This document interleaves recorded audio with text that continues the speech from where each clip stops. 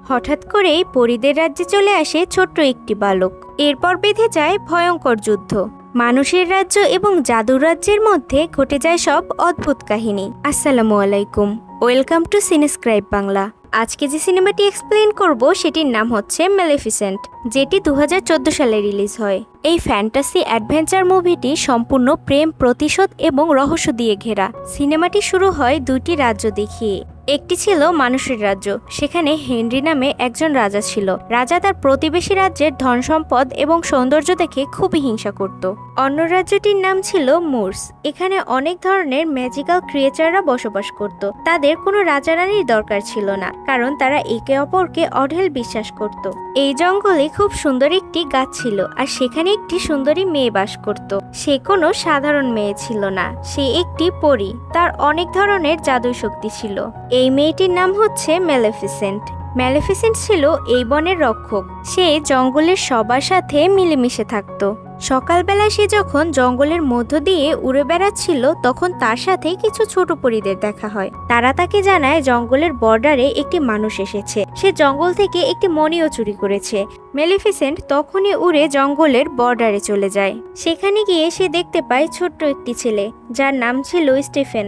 মেলেফিসেন্ট ছেলেটির কাছে মণিটি ফেরত চায়। স্টিফেন মণিটি ফেরত দিয়ে দিলে মেলেফিসেন্ট সেটি পানিতে ফেলে দেয়। পরে মেলেফিসেন্ট হাঁটতে হাঁটতে স্টিফেনের সাথে মানুষের রাজ্যের বর্ডারে চলে যায়। স্টিফেন তখন মানুষের রাজ্যের ক্যাসেল দেখিয়ে মেলেফিসেন্টকে বলে, একদিন আমি ওইখানে থাকবো। মেলেফিসেন্ট তাকে জিজ্ঞেস করে, তুমি তাহলে এখন কোথায় থাকো? স্টিফেন উত্তরে বলে, আমি শস্যাগারে থাকি।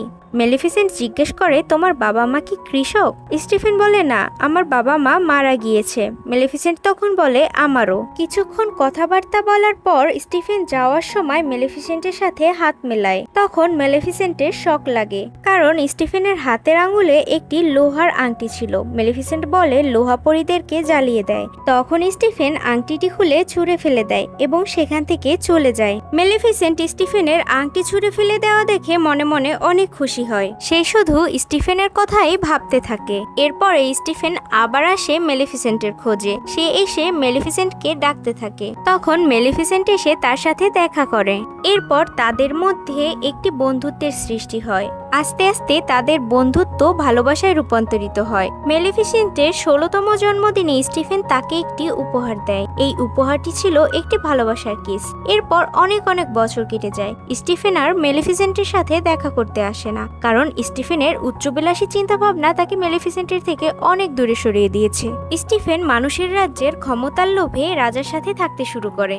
এদিকে মেলেফিসেন্ট অনেক শক্তিশালী একটি পরী হয়ে ওঠে এবং সে মুরসের রক্ষাকারী হয়ে যায়। সে একা একা মুরস রাজ্যে ঘুরে বেড়াতো এবং ভাবতো স্টিফেন কোথায় থাকতে পারে, কারণ সে পুরুষদের হিংসা এবং লোভের সম্পর্কে জানতো না। ওদিকে মানুষের রাজ্যের রাজা হেনরি তার সৈন্যদের নিয়ে আসে মুরস রাজ্যে আক্রমণ করার জন্য। তখন সেখানে মেলেফিসেন্ট চলে আসে এবং বলে, আর সামনে এগিয়েও না। তখন রাজা বলে, আমি একজন রাজা, আমি একটি পাখাধারী পরীর আদেশ মানি না। তখন মেলেফিসেন্ট বলে, তুমি আমার কাছে রাজা নও। হেনরি তখন তার সৈন্যদেরকে বলে, যাও, ওর মাথাটা নিয়ে আসো। রাজার সৈন্যরা যখন হামলা করতে যায়, তখনই কিছু অদ্ভুত প্রাণী বেরিয়ে আসে। মানুষ এবং ওই ক্রিয়েচারগুলোর মধ্যে যুদ্ধ হতে থাকে। মেলেফিসেন্টও মানুষের সাথে লড়াই করতে থাকে। এক পর্যায়ে মেলেফিসেন্ট রাজাকে আঘাত করে এবং বলে, তুমি কখনোই মুরস রাজ্য পাবে না, এখনো না, কোনো দিনও না। এরপর রাজা এবং রাজার সৈন্যরা হেরে গিয়ে পালিয়ে যায়। এরপরে দেখা যায় রাজা অসুস্থ হয়ে গিয়েছে। সে বুঝতে পারে সে বেশি দিন বাঁচবে না, তাই সে তার রাজ্য এবং একমাত্র মেয়েকে কারো হাতে তুলে দিতে চায়। রাজা বলে, যে ওই পরীটিকে হত্যা করতে পারবে, আমার মৃত্যুর পর সে এই রাজ্যের রাজা হবে এবং আমার মেয়েকে সে পাবে। এই কথা শুনে স্টিফেন মুরস রাজ্যে চলে যায়। সেখানে গিয়ে সে মেলেফিসেন্টকে ডাকতে থাকে। তখন মেলেফিসেন্ট সেখানে চলে আসে। স্টিফেন বলে, রাজা তোমাকে মেরে ফেলতে যাচ্ছে, তুমি আমাকে বিশ্বাস করো। মেলেফিসেন্ট যেহেতু স্টিফেনকে ভালোবাসতো, সে স্টিফেনের কথায় বিশ্বাস করে ফেলে। স্টিফেনের সাথে মেলেফিসেন্ট অনেক সময় কাটায় এবং অনেক গল্প করে। এক পর্যায়ে স্টিফেন তাকে একটি পানীয় পান করায়, যেটি পান করার পর মেলেফিসেন্ট অজ্ঞান হয়ে যায়। এরপর স্টিফেন মেলেফিসেন্টকে মারার চেষ্টা করে, কিন্তু সে কোনোভাবেই মেলেফিসেন্টকে মারতে পারে না, কারণ একদিন না একদিন সে মেলেফিসেন্টকে ভালোবাসতো। এরপর মেলেফিসেন্টের ডানা দুটো সে কেটে ফেলে। মেলিফিসেন্টের জ্ঞান ফিরলে সে দেখতে পায় তার ডানা দুটো নেই। এটা দেখে সে অনেক কষ্ট পায়, সে চিৎকার করে কান্না করতে থাকে। স্টিফেন গিয়ে রাজা হেনরিকে মেলিফিসেন্টের ডানা দুটো দেখিয়ে বলে, আমি প্রতিশোধ নিয়েছি। রাজা হেনরি স্টিফেনের উপর অনেক খুশি হয়ে যায়। একদিন মেলিফিসেন্ট দেখতে পায় একটা লোক একটা কাককে জালে আটকে ফেলেছে। এরপর এই কাকটিকে মারতে যাচ্ছিল। তখনই মেলিফিসেন্ট তার জাদুশক্তি দিয়ে কাকটিকে মানুষে রূপান্তরিত করে দেয়। মেলিফিসেন্ট তার জীবন বাঁচানোর জন্য কাকটি তার গোলাম হয়ে যায়। এই কাকটির নাম ছিল ডিয়াবেল। ডিয়াবেল মানুষের রাজ্যে গিয়ে স্টিফেনের খবর নেয়। সেখানে গিয়ে দেখতে পায় স্টিফেন রাজা হয়েছে এবং রাজকুমারীকে সে বিয়ে করেছে। ডিয়াবেল এসে এইসব খবর মেলিফিসেন্টকে দেয়। মেলিফিসেন্ট তখন বুঝতে পারে স্টিফেন রাজা হওয়ার জন্য তার সাথে বিশ্বাসঘাতকতা করেছে। মেলিফিসেন্ট কষ্টে পুরো পাগল হয়ে যায়। সে ভালো পরী থেকে একটি খারাপ পরী হয়ে যায়। তার রাজ্যে অন্ধকার নেমে আসে। কিছুদিন পর ডিয়াবেল এসে মেলিফিসেন্টকে জানায় স্টিফেনের একটি কন্যা সন্তান হয়েছে। এজন্য রাজ্যে একটি অনুষ্ঠানের আয়োজন করা হয়েছে। তো সেই অনুষ্ঠানে স্টিফেন এবং তার রানী সিংহাসনে বসা ছিল। তখন 3টি পরী আসে। তারা রাজকুমারীকে উপহার হিসেবে আশীর্বাদ করে। রাজকুমারীর নাম রাখা হয় অরোরা। ছোট পরীরা যখন অরোরাকে আশীর্বাদ করতেছিল তখনই সেখানে মেলিফিসেন্ট চলে আসে। এরপর মেলিফিসেন্ট বলে, আমিও অরোরাকে আশীর্বাদ করতে চাই। তখন মেলিফিসেন্ট বলে, অরোরা অনেক সুন্দর হবে, সবাই তাকে ভালোবাসবে। এটা বলার পর তার একটি সুতো কাটা মেশিনের দিকে চোখ পড়ে। তারপর সে অরোরাকে অভিশাপ দেয়। সে বলে অরোরার 16তম জন্মদিনে সূর্য ওঠার পূর্বে সুতো কাটার মেশিনে অরোরার আঙুল ফুটো হয়ে যাবে এবং সে চিরজীবনের জন্য ঘুমিয়ে পড়বে। তখন স্টিফেন মেলিফিসেন্টকে অনুরোধ করে এই অভিশাপ ফিরিয়ে নেওয়ার জন্য। মেলিফিসেন্ট বলে রাজকুমারী আবার জেগে উঠবে যদি কেউ তাকে সত্যিকারই ভালোবেসে কিস করে। এটা বলার কারণ হচ্ছে মেলিফিসেন্ট মনে করে সত্যিকারই ভালোবাসা বলতে আসলে কিছুই নেই। এই অভিশাপ দিয়ে সে সেখান থেকে চলে যায়। স্টিফেন তার রাজ্যের সকল সুতো কাটার মেশিন পুড়িয়ে ফেলে। তারপর সেগুলোকে একটি গোপন কুঠুরিতে রেখে দেয়। এরপর স্টিফেন তার সৈন্যদেরকে পাঠায় মেলিফিসেন্টকে মেরে ফেলার জন্য। কিন্তু মেলিফিসেন্ট তার জাদু দিয়ে রাজ্যের চারদিকে একটি প্রাচীর তৈরি করে দেয় যাতে কোনোদিনও আর কোনো মানুষ রাজ্যে প্রবেশ করতে না পারে। স্টিফেন অরোরাকে সেই ছোট 3টি পরীর কাছে দিয়ে দেয় অরোরার 16তম জন্মদিন পর্যন্ত তাকে লুকিয়ে রাখার জন্য। এরপর পরীরা তাকে নিয়ে একটি বনের মধ্যে ছোট্ট একটি বাড়িতে যায়। পরীগুলো এত ছোট ছিল যে অরোরাকে তারা লালন পালন করতে পারছিল না, তাই তারা মানুষের রূপ ধারণ করে। ডিয়াবেল এগুলো দেখে মেলিফিসেন্টকে এসে খবর দেয়। এরপর ডিয়াবেল মেলিফিসেন্টকে অরোরার কাছে নিয়ে যায়। মেলিফিসেন্ট অরোরাকে একদমই দেখতে পারে না, কিন্তু অরোরা তাকে দেখে খুব সুন্দর একটি হাসি দেয়। মেলিফিসেন্ট তাকে দেখে আই হেট ইউ বলে চলে যায়। কিছুক্ষণ পরে অরোরা অনেক কান্না করতে থাকে, কিন্তু পরীরা জানতো না তাকে কিভাবে শান্ত করতে হবে এবং কি খাওয়াতে হবে। এগুলো দেখে মেলিফিসেন্ট খুব বিরক্ত হয়। মেলিফিসেন্ট ডিয়াবেলকে দিয়ে অরোরার জন্য খাবার পাঠায়। এদিকে স্টিফেন বারবার তার সৈন্যদলকে পাঠায় মেলিফিসেন্টের বানানো প্রাচীর ভেঙে তাকে মেরে ফেলার জন্য, কিন্তু স্টিফেনের সৈন্যরা বারবার হেরে যায়। এদিকে ডিয়াবেল এবং মেলিফিসেন্ট অরোরার দিকে নজর রাখতে থাকে। একদিন অরোরা প্রজাপতির পিছু করতে করতে পাহাড় থেকে পড়ে যাচ্ছিল। তখনই মেলিফিসেন্ট তার জাদুশক্তি দিয়ে অরোরাকে বাঁচিয়ে নেয়। একদিন অরোরা হাঁটতে হাঁটতে মেলিফিসেন্টের কাছে আসে। তখন মেলিফিসেন্ট বলে, আমি বাচ্চাদের পছন্দ করি না, কিন্তু অরোরা সেখান থেকে চলে যায় না, বলে তাকে কোলে নেওয়ার জন্য। তারপর মেলিফিসেন্ট তাকে কোলে নেয়। আসলে মেলিফিসেন্ট তো আগে একটি ভালো পরী ছিল, তাই তার মনের মধ্যে অরোরার প্রতি একটু একটু করে মায়া জন্ম নিতে থাকে।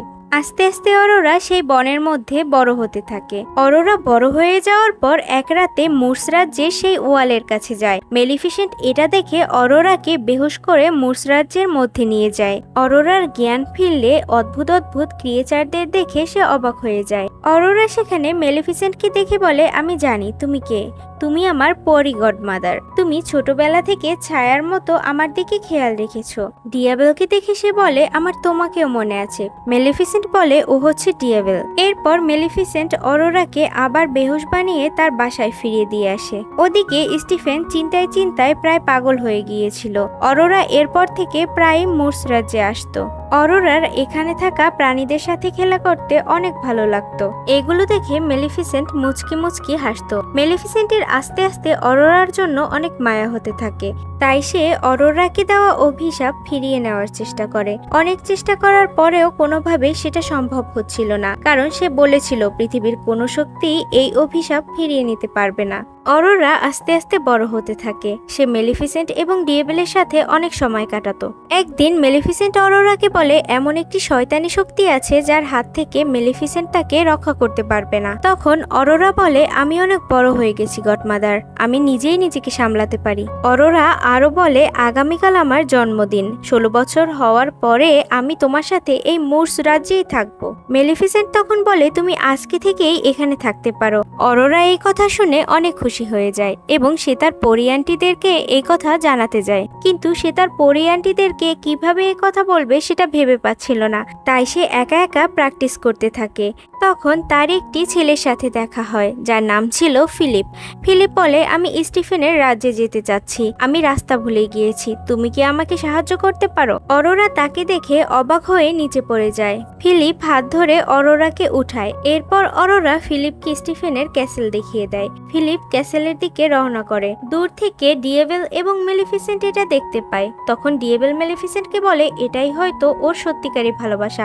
মেলিফিসেন্ট তখন হাসি দিয়ে বলে, সত্যিকারী ভালোবাসা বলতে আসলে কিছুই হয় না। পরে অরোরা গিয়ে তার পরি আন্টিদেরকে জানায় আগামীকালকে তার 16 বছর হতে চলেছে, সে আর তাদের সাথে থাকবে না। এটা শুনে ওই পরিগুলো তাকে তার অভিশাপের কথা বলে দেয়। এরপর অরোরা খুব কষ্ট পেয়ে মেলিফিসেন্টের কাছে যায় এবং বলে, তুমি আমাকে অভিশাপ সম্পর্কে কেন বলনি? আমার আন্টিরা আমাকে বলেছে একটি শয়তানি পরি আমাকে অভিশাপ দিয়েছে, আর সেই পরিটির নাম হচ্ছে মেলিফিসেন্ট। অরোরা তখন জানতে পারে তার গডমাদারের নামই হচ্ছে মেলিফিসেন্ট।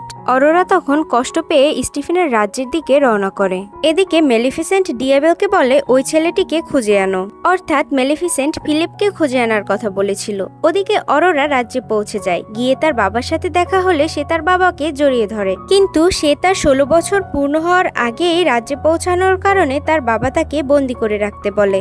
অরোরাকে রাজপ্রাসাদের একটি রুমে বন্দি করে রাখা হয়। সেই রুমের একটি গোপন দরজা দিয়ে অরোরা বেরিয়ে যায়। ওদিকে মেলিফিসেন্ট ফিলিপকে বেহুশ করে স্টিফেনের ক্যাসেলের দিকে নিয়ে যায়। অরোরা হাঁটতে হাঁটতে একটি রুমের মধ্যে চলে যায়। সেখানে সুতো কাটার সব মেশিনগুলো রাখা ছিল। অরোরাকে কোনো একটি জাদুকরী শক্তি ডাকতেছিল। সে গিয়ে সুতো কাটা মেশিনের শুয়ে নিজের আঙ্গুল দিয়ে দেয় এবং সে ঘুমিয়ে পড়ে। মেলিফিসেন্ট ক্যাসেলের কাছে পৌঁছে দেখতে পায় স্টিফেন রাজমহলের চারপাশ লোহা দ্বারা আবৃত করে রেখেছে। মেলিফিসেন্ট অনেক কষ্টে রাজমহলের মধ্যে প্রবেশ করে। তারপর বেহুশ অবস্থায় ফিলিপকে নিয়ে অরোরার কক্ষের সামনে ফেলে দেয়। ফিলিপের জ্ঞান ফিরলে সে ছোট্ট পরিদেরকে জিজ্ঞেস করে, আমি কোথায়?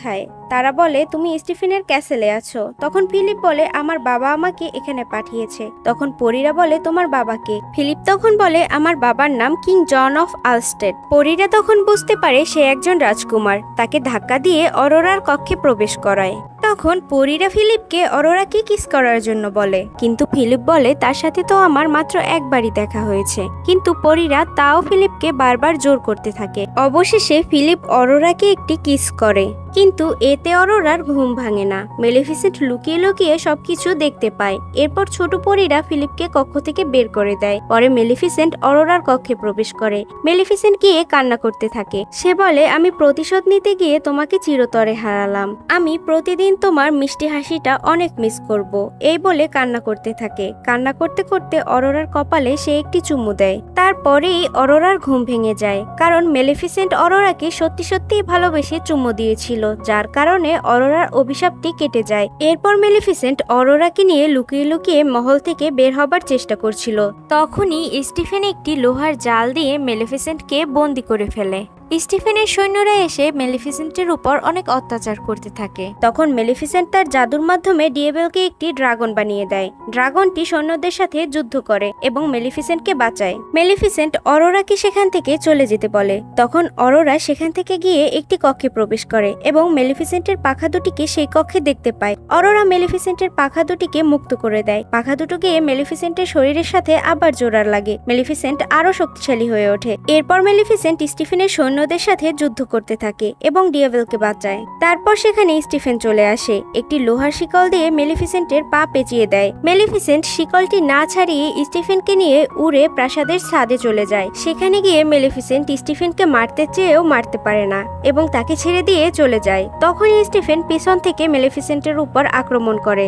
এক পর্যায়ে তারা দুজনেই ছাদ থেকে নিচে পড়ে যায়। মেলিফিসেন্টের পাখা থাকার কারণে সে উড়ে চলে যায়, কিন্তু স্টিফেন নিচে পড়ে মারা যায়। এরপরে মুরস রাজ্য আবার আলোতে ভরে ওঠে। ম্যালেফিসেন্ট অরোরাকে ক্রাউন পরিয়ে দিয়ে মানবরাজ্য এবং মুরস রাজ্যের রানী হিসেবে ঘোষণা করে।